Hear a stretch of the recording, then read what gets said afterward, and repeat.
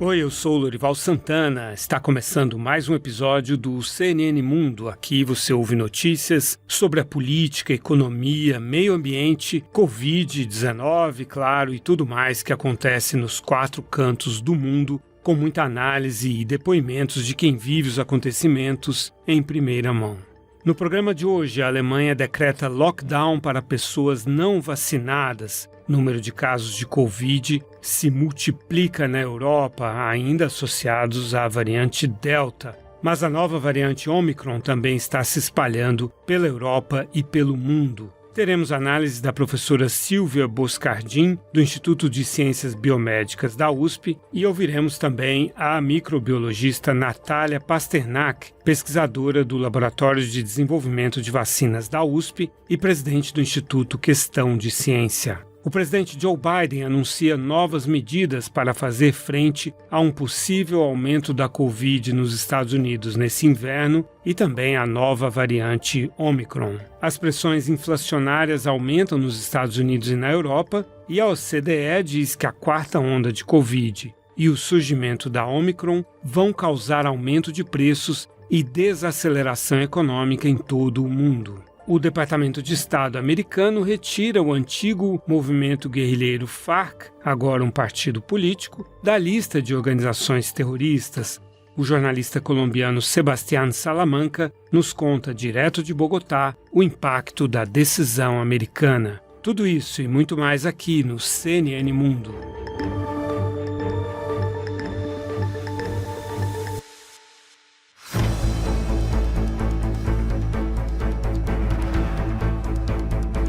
A Alemanha adotou um lockdown para pessoas não vacinadas. Quem não tivesse imunizado ou se recuperado de Covid não poderá frequentar igrejas e outros lugares de cultos, também centros de lazer, restaurantes e lojas que não vendem produtos essenciais. O futuro chanceler alemão Olaf Scholz, que assume o governo agora no dia 8, disse que pessoas vacinadas podem adoecer e morrer por causa de novas variantes criadas porque 1/3 da população alemã se recusa a se vacinar. Então ele considera moralmente correto obrigar as pessoas a se vacinarem. Essa é uma medida que a chanceler Angela Merkel havia resistido em adotar, mas depois de uma reunião nessa quinta-feira, entre o futuro e a atual chanceler e mais os governantes dos 16 estados alemães, Merkel anunciou a nova medida. A presidente da União Europeia, Ursula von der Leyen, que aliás também é alemã, foi ministra da Defesa da Alemanha, disse que a vacinação obrigatória não deve ser descartada. A Áustria estuda um projeto de lei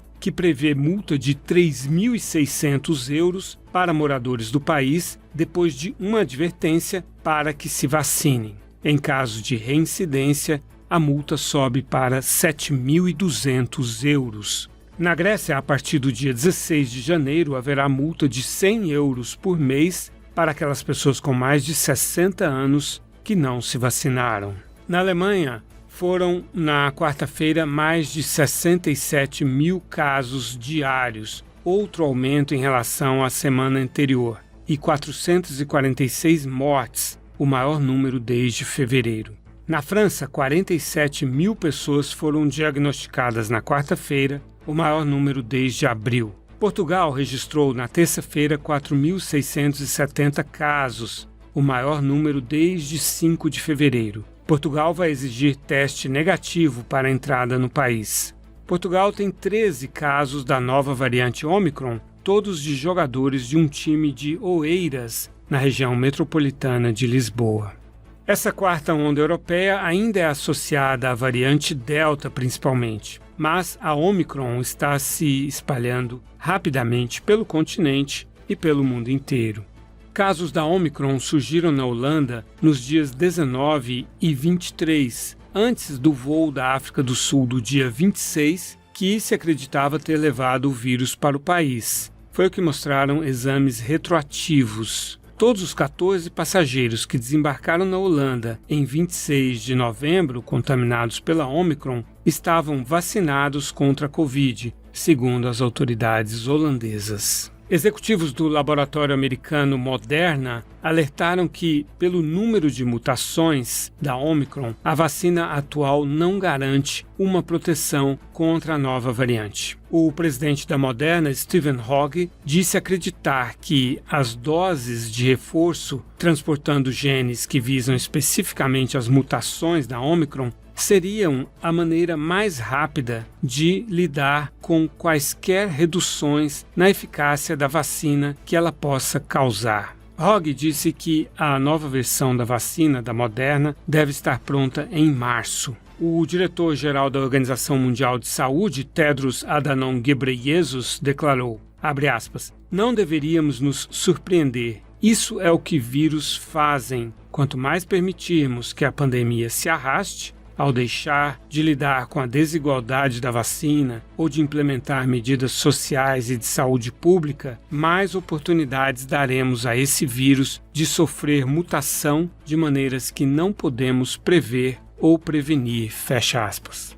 O presidente Joe Biden anunciou na tarde dessa quinta-feira uma nova estratégia para lidar com a pandemia diante dos novos riscos representados pelo inverno e pela Omicron. Entre as medidas estão centenas de novos locais de vacinação voltados para famílias, doses de reforço para todos os adultos, novas exigências de teste para viajantes internacionais e testes grátis em exames domiciliares, que serão cobertos ou pelos convênios privados ou estarão disponíveis em centros de saúde comunitários. Enquanto Joe Biden fazia o seu anúncio na Casa Branca, no Congresso americano, os republicanos ameaçavam fechar o governo, ou seja, cortar o financiamento do governo, que está sempre tendo que ser aprovado pelo Congresso, por causa das regras que exigem a vacinação para grandes empresas.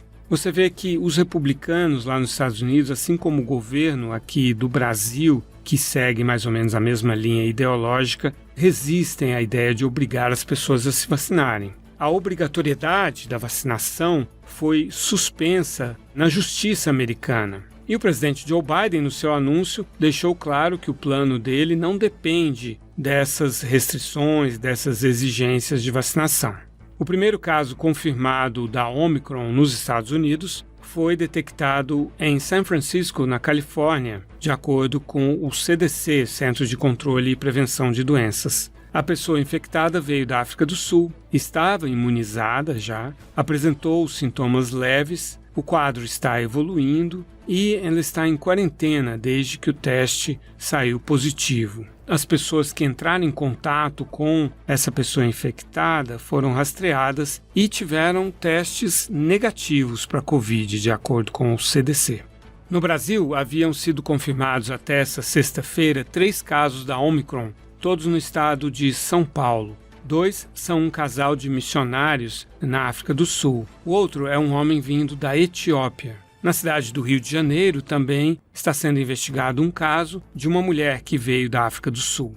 A professora Silvia Boscardin, do Instituto de Ciências Biomédicas da USP, diz que o Brasil tem capacidade de sequenciar o genoma do vírus. O gargalo está no passo anterior, os testes de Covid. Como a gente sabe, o coronavírus é um vírus capaz de sofrer mutações, tem sofrido mutações, ao longo do tempo, desde que essa epidemia começou. E o que a gente percebeu na Omicron é que ela tem uma quantidade de mutações muito maior do que a gente viu nas outras variantes de preocupação. E algumas dessas mutações, por exemplo, elas estão em regiões que ela compartilha, com, por exemplo, as outras variantes de preocupação anteriores. Então, por isso que há uma preocupação mundial, por isso que acho que a Organização Mundial de Saúde elevou a Omicron a uma variante de preocupação, porque ela compartilha realmente algumas mutações de variantes anteriores que são capazes, de se espalhar e de causar doença. Agora, seria mais transmissível e menos letal, como as outras variantes? Isso só o tempo dirá, porque nesse momento é muito cedo, ela acabou de ser detectada, Então, a partir desse momento, os cientistas, nessa última semana, o que o pessoal está fazendo fazendo é agora buscando, naquelas pessoas que ficaram infectadas, tentar fazer o sequenciamento e tentar fazer a testagem para essa variante particular para ver se realmente ela é mais transmissível. Mas, por exemplo, na África do Sul, ela chegou num momento em que a África tinha níveis de transmissão muito baixos, e aí eles subiram rapidamente nas últimas semanas, e aí foi nesse momento que houve esse pico, né, de novas transmissões que a Omicron foi detectada. Então, acho que para responder se ela vai ser mais transmissível e menos letal, a gente vai ter que esperar um tempo ainda, tá? Não dá para fazer nenhum tipo de especulação, eu acho que nesse momento, porque a gente precisa fazer alguns estudos adicionais. Em termos de capacidade de testagem de sequenciamento genômico no Brasil, o Brasil ele tem capacidade para testar e sequenciar o genoma desses vírus, tanto os laboratórios quanto o pessoal de referência são muito capacitados. O nosso grande problema é que a gente testa menos em relação a outros países do mundo, e acho que o grande gargalo, no caso do Brasil, é a dificuldade que a gente tem de conseguir os insumos para fazer essa testagem, que normalmente são todos importados, tá? Como o Brasil não produz esses insumos, né, tem que importar, e a importação normalmente demora, e o mundo todo também está atrás desses insumos, né? Quer dizer, as empresas estão tendo que produzir uma quantidade grande, então muitas vezes há um atraso. Então isso prejudica enormemente a nossa capacidade de testagem, né? Mas eu acho que em termos de o que o Brasil deveria fazer para se proteger, acho que o ponto número 1 é continuar vacinando as pessoas, continuar mantendo essa campanha de vacinação até que a gente chegue numa cobertura aí acima de 90%, tá? As pessoas precisam continuar se vacinando, precisam tomar a dose a segunda dose, assim, então elas têm que fazer o protocolo vacinal completo e, eventualmente, conforme a gente for tendo mais informações sobre a Omicron, obviamente vai se pensar, é muito cedo ainda para dizer isso, mas eu acho que devem pensar se vai ser necessário, por exemplo, uma dose de reforço, se vai precisar mudar a formulação das vacinas, mas eu acho que ainda é muito cedo para a gente dizer qualquer coisa, tá? Então, assim, manter o protocolo de vacinação, é importante que as pessoas continuem se vacinando e é importante que as pessoas continuem mantendo as medidas sanitárias que até o momento, né, são preconizadas, que é o uso de máscara, evitar ficar em lugares fechados, lavar as mãos. Isso é super importante para que o país possa se proteger de mais essa onda dessa nova variante que até o presente momento a gente não sabe o que vai acontecer, né? Então, eu acho que a mensagem final é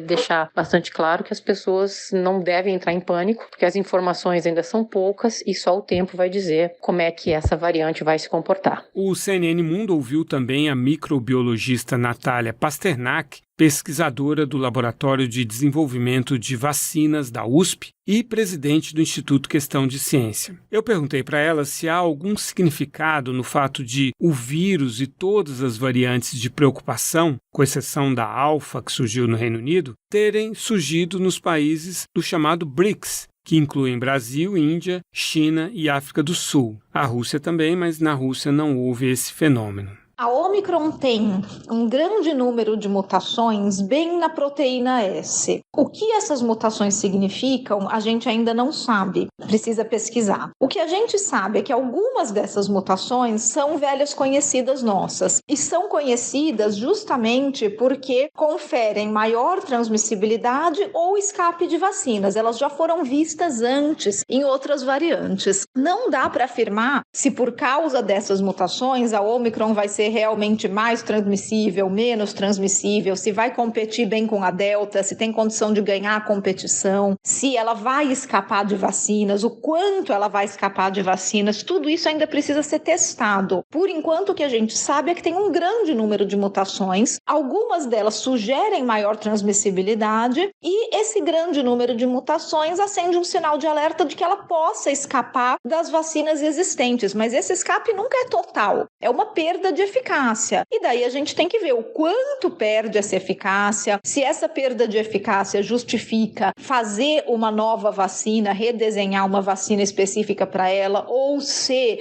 uma dose de booster, uma terceira dose, já segura. Então, tudo isso são as respostas que a gente precisa obter. Quanto a ser mais transmissível e menos letal, isso é um mito na virologia. Ela pode ser mais transmissível e mais agressiva, ela pode ser mais transmissível e menos agressiva, ela pode ser menos transmissível e mais agressiva. Não existe uma mutação dirigida para que ela fique mais transmissível e menos letal. Isso é um mito que se criou na virologia, de que o vírus evolui naturalmente para ficar menos agressivo e se transmitir mais. O que vem de uma teoria de um ajuste fino, em que, é claro, se você tem um patógeno tão agressivo, mas tão agressivo que ele mata o hospedeiro antes de poder infectar outras pessoas, não é um patógeno muito bem sucedido. Agora, isso não pode ser extrapolado para dizer que o caminho natural é ficar menos agressivo. O que vai fazer essa calibração, esse ajuste fino, é a capacidade do vírus de se transmitir. Num vírus como o SARS-CoV-2, que se transmite na fase assintomática ou antes dos sintomas, tanto faz para ele a agressividade que vem depois, a doença que vem depois. Ele já se transmitiu. Não existe nenhuma pressão seletiva para que ele seja um vírus menos agressivo. Para ele, tanto faz. Então, é nesse sentido que a gente fala desse ajuste fino. O fato de todas as variantes terem surgido nos BRICS, com exceção da alfa, não tem o significado dos BRICS, não tem nada a ver com os BRICS. Tem a ver com serem locais onde o vírus circulava loucamente e sem vacinação. Então, mesmo a alfa, ela surge numa Inglaterra pré-vacinada. Depois a beta surge na África do Sul, também ainda sem as vacinas. A gama no Brasil, num período em que o Brasil ainda não tinha vacinação. E a delta na Índia também sem vacina. E agora a Ômicron. Então, todas essas variantes, elas surgem em locais que não têm boa cobertura vacinal, em momentos em que não tem boa cobertura vacinal e com a grande circulação do vírus. O que gera variantes é o vírus se multiplicando livremente. Aí ele sofre mutações e essas mutações podem dar origem a novas variantes. Para o Brasil se proteger, o que tem que fazer é tomar vergonha na cara e colocar o passaporte de vacinas, porque o Brasil é um país vacinado. O Brasil é um país que vacina sua população e nós não queremos virar um destino turístico de anti-vaxxer, que vai olhar para o Brasil e falar: oba, vamos lá para o Brasil porque lá eles não controlam vacinação. Vai ser o paraíso dos anti-vaxxers. Isso vai colocar a nossa população em perigo. Justo a nossa população, que é uma população conscientizada sobre a importância das vacinas. Então, colocar o passaporte de vacinas é uma medida que vai proteger muito mais o Brasil do que esse teatro de fronteira, de ficar abrindo e fechando fronteira. Passaporte de vacina, testagem, rastreamento e vigilância genômica. O que a gente tem no Brasil de muito bom é vacinação. E a gente precisa também exigir isso de quem vem visitar. As novas variantes surgem onde a vacinação é mais baixa, como observou a Natália Pasternak. Na África do Sul, 36% da população está imunizada. No continente africano, como um todo, a média é de apenas 7%. No entanto, aqui vem uma informação que é contraintuitiva. A baixa taxa de imunização na África do Sul e nos países vizinhos não é causada apenas por falta de acesso à vacina, mas também e, em grande medida, pela resistência da população a se vacinar. Veja isso, no dia 24, na véspera do anúncio da Ômicron, o governo sul-africano cancelou a entrega de doses da Pfizer e da Johnson, que já tinham sido adquiridas, porque o governo já tinha quase 17 milhões de doses em estoque e elas corriam risco de expirar a validade. A informação é do vice-diretor-geral do Departamento de Saúde da África do Sul, Nicholas Crisp. A população sul-africana é de 59 milhões e 21 milhões estão imunizados. Isso é metade da meta estabelecida pelo governo sul-africano. Meses atrás, a causa era falta de vacinas. Agora é resistência da população em se vacinar. Assim como aconteceu com o HIV, o vírus da AIDS, muitos africanos desdenham do risco da Covid e das soluções da ciência. A diretora da Organização Mundial de Saúde para a África, Matshidiso Moeti, nascida na África do Sul, mas que trabalha em Botsuana, disse que não há dúvida de que a resistência da população é um fator no ritmo lento da vacinação. Notícias e rumores de efeitos colaterais são muito comentados e muita gente fica com medo, disse ela. Muita desinformação vem dos Estados Unidos e da Europa. E há também muita desconfiança em relação aos governos africanos e aos países que colonizaram a África, os países europeus. O virologista sul-africano Shabir Madhi, que liderou os testes da AstraZeneca na África do Sul, disse que há um volume razoável de apatia e resistência no país. Claro que problemas logísticos também dificultam o avanço da vacinação. Para ampliar a vacinação, o governo sul-africano implantou centros móveis de vacinação, pediu ajuda de líderes comunitários e incluiu crianças de 12 a 17 anos no programa de vacinação contra a Covid.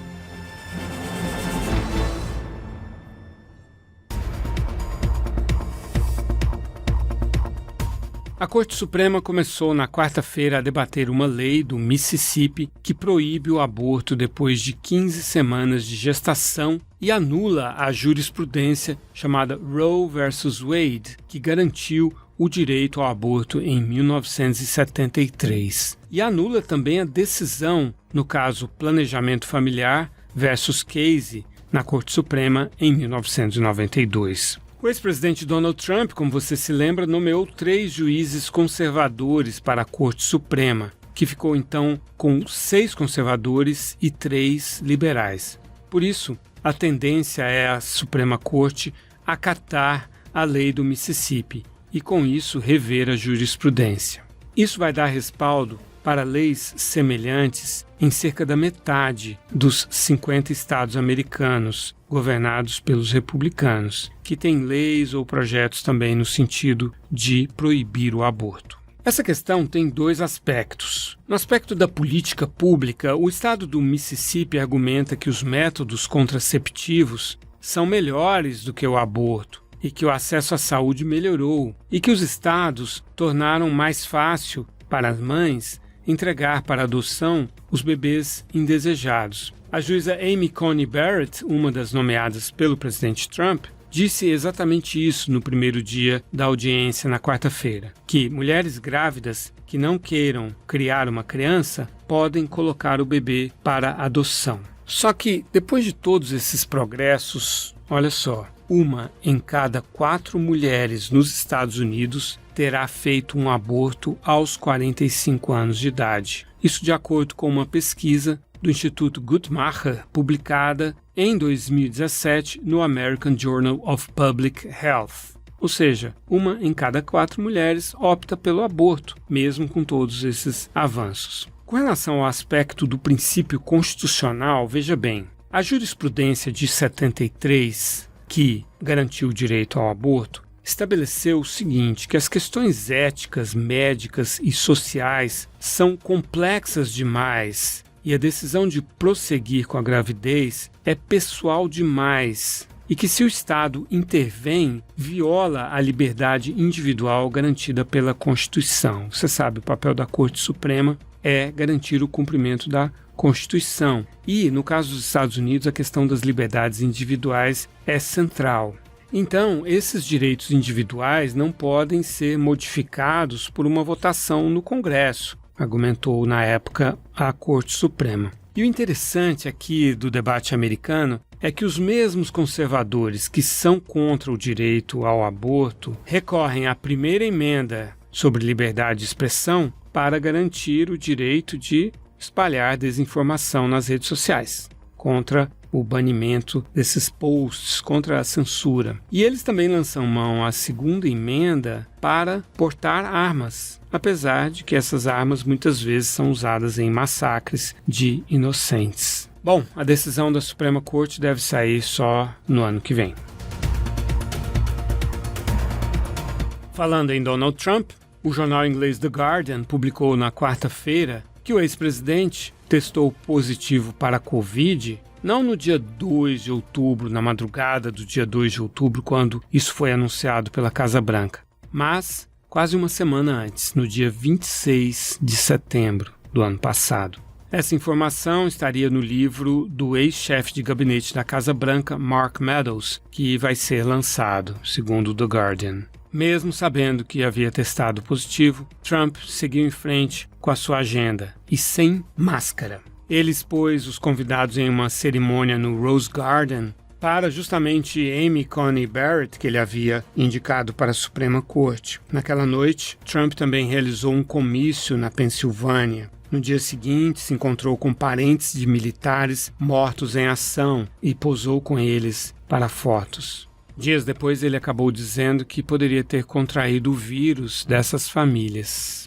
No dia 29 de setembro, Trump, que ainda não tinha anunciado que estava com a Covid, foi para o debate agendado com o candidato democrata Joe Biden. E ele chegou tarde demais para fazer o teste que era solicitado para o evento. Também o grupo que acompanhava o Trump se recusou a usar máscaras. Ao menos 11 pessoas testaram positivo depois desse debate. O porta-voz de Donald Trump chamou essa matéria do The Guardian de fake news.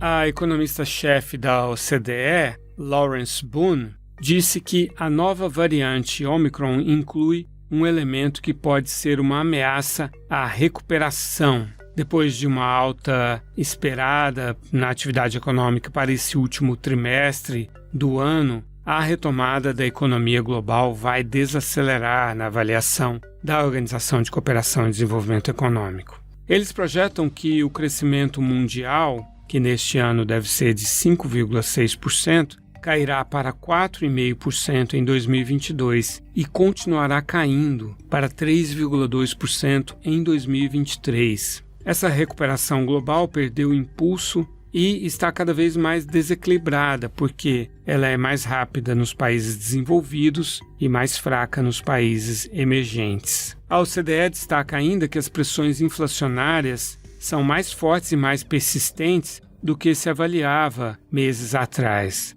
Essas pressões surgiram em todas as economias, com risco forte de que famílias e empresas tenham de se adaptar por mais tempo aos preços altos. A inflação global deve aumentar de 3,5% este ano para 4,2% no ano que vem, em média.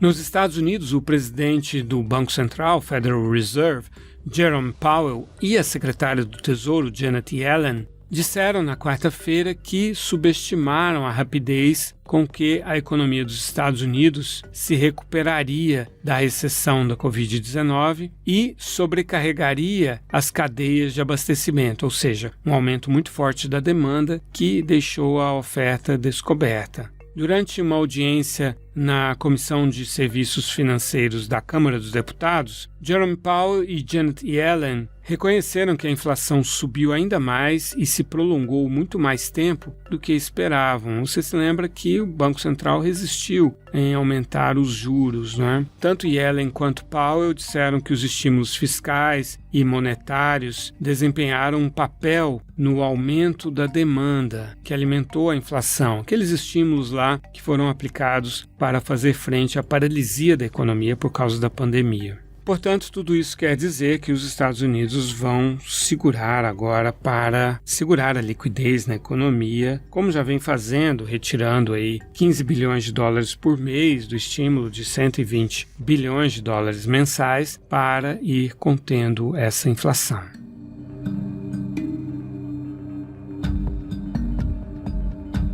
O Departamento de Estado americano retirou as antigas FARC, Forças Armadas Revolucionárias da Colômbia, da lista de grupos terroristas. Isso 5 anos depois do acordo de paz na Colômbia.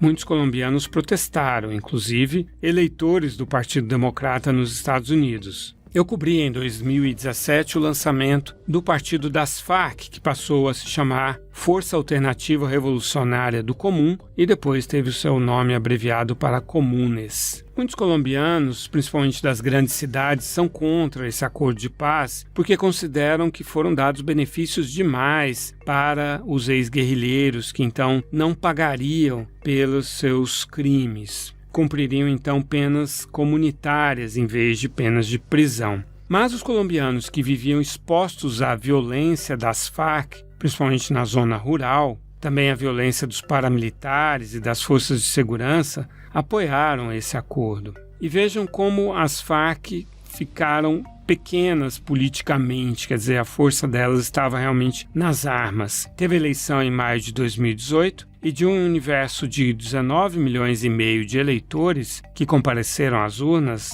somente 52 mil votaram nos candidatos das Farc. Com isso, o partido só tem 5 cadeiras no Senado e 5 na Câmara, porque o acordo de paz garantia essas cadeiras automaticamente para as Farc. O jornalista colombiano Sebastián Salamanca nos conta agora, direto de Bogotá, como a decisão americana foi recebida pelas diversas correntes políticas na Colômbia. Hecho sin precedentes en la historia moderna de ambos países. O anúncio do secretário de Estado americano foi um acontecimento sem precedentes na história moderna das relações entre os dois países, que pegou de surpresa várias vertentes políticas. A primeira pessoa a falar foi o presidente da Colômbia, Iván Duque, afirmando que respeita a decisão, mas que teria preferido outra. Por sua vez, ele reafirmou o propósito do governo colombiano de perseguir dissidentes e grupos fora da lei. A senadora Maria Fernanda Cabal e o senador Carlos Felipe Mejía, militantes do Partido Centro Democrático, partido pelo qual foi eleito o presidente, apoiaram sua percepção e foram um pouco mais longe. Maria Fernanda Cabal assegurou que o acordo de paz não é legítimo e Carlos Felipe Mejía assegurou que o acordo de paz semeia impunidade no país. Rodrigo Londoño, presidente do Partido Político Comunes, presidente do Partido Político Comunes, formado por ex-militantes das ex-Farc, saudou a decisão dos Estados Unidos e disse que ela ajuda nos compromissos firmados no acordo de paz. Iván Cepeda, senador do Partido Polo Democrático de centro-esquerda, afirmou que a composição política do Partido Comunes é um exemplo, por si só, dos avanços que o processo de paz trouxe à Colômbia e parabenizou o governo de Joe Biden por destacar esse tipo de iniciativas. Emílio Archila, assessor presidencial de estabilização e consolidação, afirmou que ela facilita o apoio do governo em todas as frentes de implementação do acordo e reflete o sucesso do processo de reintegração dos ex-guerrilheiros à sociedade civil. O pronunciamento do Conselho de Estado anglosajón. O pronunciamento do Conselho de Estado americano chega em um momento muito simbólico para a Colômbia, quando completa 5 anos a assinatura do acordo final para a rescisão do conflito e a construção de uma paz estável e duradoura. Um acordo que encerrou um capítulo de violência no país e lançou as bases do diálogo, da reconciliação, da busca da verdade, da busca da não repetição e colocou acima de todo o processo as vítimas como o eixo central dos acordos. Apesar de todas essas reações terem resultado no anúncio de Blinken, o secretário de Estado também deixou claro que os dissidentes das Farc, que continuam ações armadas, continuam na lista dos grupos terroristas. O ambiente político está agitado e tudo pode acontecer. Recentemente, Iván Márquez, comandante da 2ª Marquetália, um dos grupos armados originários das Farc, fez uma declaração pedindo um grande diálogo entre os grupos insurgentes e o governo nacional que permitisse a paz no país. No entanto, neste momento, o abandono das armas por parte do seu grupo não foi confirmado e o presidente da República respondeu a essa mensagem afirmando que a paz virá quando Marquês for capturado ou der baixa. Diego Molano, atual ministro da Defesa, entrou na discussão comentando que a decisão dos Estados Unidos se deve a uma reação normal, pois trocaram o grupo armado por um partido político. Mas acrescentou que Iván Márquez não pode falar de paz enquanto comete atos terroristas. A Colômbia vive um dos momentos políticos mais críticos. O mandato do presidente Iván Duque está terminando e há várias acusações contra ele da oposição e de alguns setores da sociedade civil. Por enquanto, essas são as informações de Bogotá. Sebastián Salamanca, para a CNN Brasil.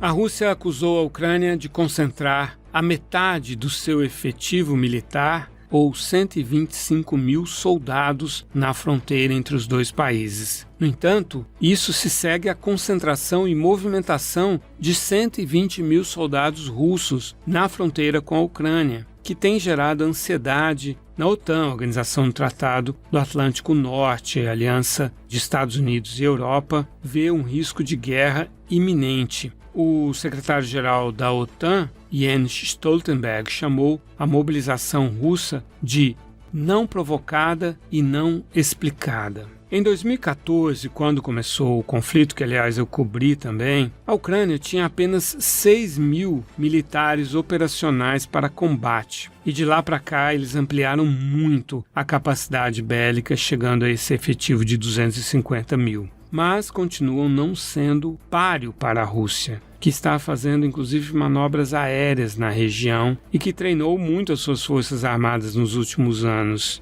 inclusive na Síria e também na própria região de fronteira com a Ucrânia, além de terem anexado a Crimeia em 2014. Por causa dessas tensões, os Estados Unidos expulsaram diplomatas russos e a Rússia retalhou, expulsando também diplomatas americanos. O governo de Joe Biden ameaçou a Rússia com sanções que tem evitado usar se a Ucrânia for invadida.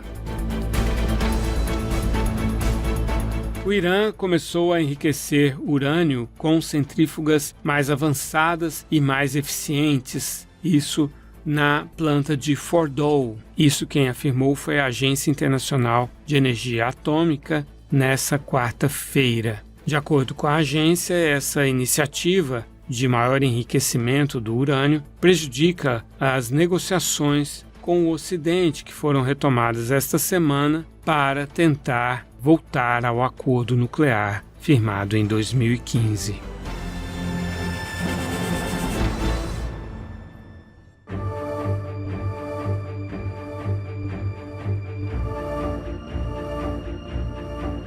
E aqui termina este episódio do CNN Mundo. Não deixe de assinar o programa em seu agregador de podcasts favorito para receber uma edição nova a cada sexta-feira, a partir das 10 da manhã. Obrigado pela companhia e até a próxima. Com a apresentação de Lorival Santana, este podcast foi produzido pela Maremoto para a CNN Brasil. Pauta e apresentação, Lorival Santana. Pesquisa de sonoras, Daniel Müller. Produção, Lorival Santana e Danilo Santana. Edição e sonorização, Luan Alencar. Coordenação geral, Paula Weinberg. Coordenação de produto, Verônica Schneider. Coordenação editorial, Diego Toledo. Direção de jornalismo digital, Daniel Tosi. Você também pode ouvir o CNN Mundo no site da CNN Brasil e aproveite para conhecer os nossos outros programas em áudio. Acesse cnnbrasil.com.br/podcasts.